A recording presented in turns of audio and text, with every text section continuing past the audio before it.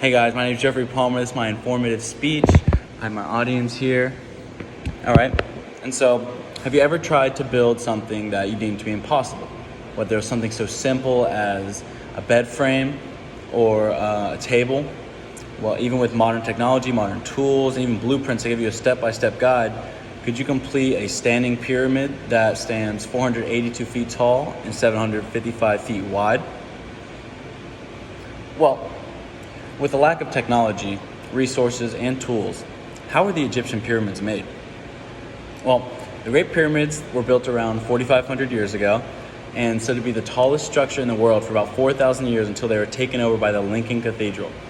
That was from History Extra 1, and is certainly the greatest architectural feat of its time, and the deeper that you dive into the design and location of the pyramids, the more your mind will be blown. Can you imagine pyramids that align with the stars? Now, so I was a history major through my first 2 years of college, and my greatest interest was the architecture and the culture that was encapsulated in these incredible societies. And as my curiosity grew, I found myself buried in conspiracy theories and new incredible facts about the Great Pyramids on YouTube. And so, the Great Pyramids are an incredible sight and are the greatest architectural and cultural accomplishment of any civilization to roam the earth. But just how did the pyramids come to be? Well, first, I'm going to explain the purpose and significance of the Great Pyramids. And in order to investigate how they were built, we must learn why the pyramids were built and what the pyramids represent. Well, to begin, there are 3 separate pyramids, each built by a different pharaoh of the old Egyptian kingdom. And each pharaoh designed the pyramids to essentially be a massive tomb for their dead body or their mummy, and then all their peers, such as their slaves and their noblemen and wives. And so within these tombs, there are massive chambers that contain their most valuable possessions of each pharaoh. And so it's for a religious purpose and for them to bring it to the afterlife. Now, however, this was only for the Egyptians who high society and in very high social status. And like the most noble men would even be buried with their dead slaves and animals that they own. That's crazy. And that is from ushistory.org. All right. And so now that you've heard why the pyramids have been built, I'm going to explore how they were able to build these incredible monuments. All right. And so for starters, many people believe that like slaves are the ones who built the pyramids, but that's not really possible. Because, well, slaves, they wouldn't be capable.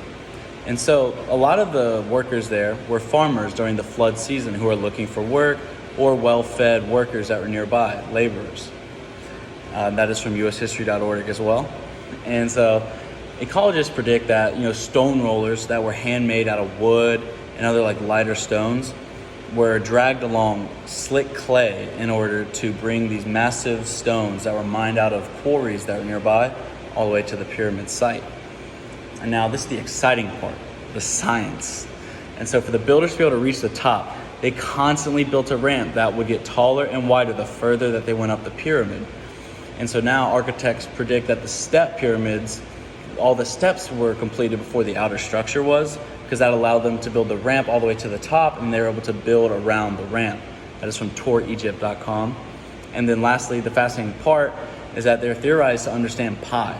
Now, I don't know about you, but it's 2022 and I don't know what pi is. And I don't know how they knew it in 2500 BC. And so lastly, understanding just how impressive the pyramids truly are. While all the Great Pyramids are perfectly in line with the 4 cardinal points, north, east, south, and west. And while doing so, they were not even built at the same time. All of them were built decades apart, but they still managed to stay in perfect line. Now, and according to Karen Spence, who's an ecologist at the University of Cambridge, the United Kingdom, the slight angle of error, which is less than 1 millimeter per meter, is not an error on the Egyptians' behalf, but a slight tilt in the Earth's axis in the 3rd millennium of BC. And so it brings the error to about 1/15 degree off. And so finally, what makes the pyramid so special? Well, they're the only standing tomb that still holds the bones and remains of the leaders. Each pyramid is also perfectly aligned with the Big Dipper and the Little Dipper while remaining facing true north. And so the purpose for aligning the pyramids with the stars is because Egyptians believed the pharaohs would pass to the afterlife and would become a star afterwards because they were so special. That is from McFadden 28.